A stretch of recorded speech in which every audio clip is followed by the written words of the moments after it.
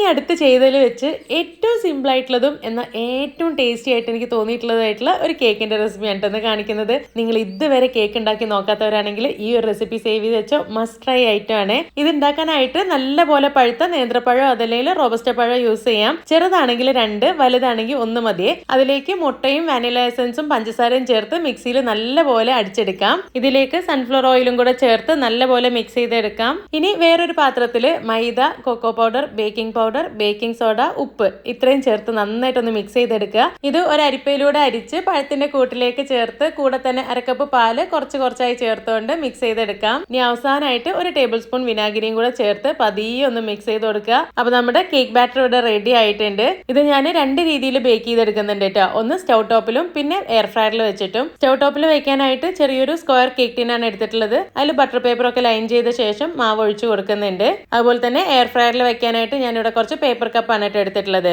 അവസാനമായിട്ട് കുറച്ച് ചോപ്പ് ചെയ്തിട്ടുള്ള വാൾനട്ടും കൂടെ ഞാൻ ഇതിന്റെ മുകളിൽ ഇട്ട് കൊടുത്തിട്ടുണ്ട്. ചോക്ലേറ്റ് ചിപ്സോ വേറെ ഏത് നട്ട്സ് വേണേലും യൂസ് ചെയ്യാം കേട്ടോ. ഇനി 5 മിനിറ്റോളം പ്രീ ഹീറ്റ് ചെയ്ത് വെച്ചിട്ടുള്ള കുക്കറിനകത്തേക്ക് ഒരു തട്ട് വെച്ച് അതിന് മുകളിലാണ് കേക്ക് ട്രേ വെച്ചിട്ടുള്ളത്. ലോ ഫ്ലെയിമിൽ ഒരു 35 മിനിറ്റ് കൊണ്ടാണ് കേട്ടോ കേക്ക് റെഡിയായി കിട്ടിയത്. അതുപോലെ തന്നെ എയർ ഫ്രയറിൽ 160 ഡിഗ്രിയിൽ ഒരു 15 മിനിറ്റ് ആണ് ഞാൻ കേക്ക് ബേക്ക് ചെയ്തിട്ടുള്ളത്. കേക്ക് നല്ലപോലെ തണുത്ത ശേഷം കഴിക്കുമ്പോഴാണ് കേട്ടോ ഭയങ്കര ടേസ്റ്റ്. പഴത്തിന്റെ ടേസ്റ്റ് ഒന്നും നമുക്ക് അറിയ പോലുമില്ല. അപ്പൊ വീഡിയോ ഇഷ്ടപ്പെട്ട എല്ലാവർക്കും ഒന്ന് ഷെയർ ചെയ്ത് കൊടുത്തേക്കണേ. Thank you.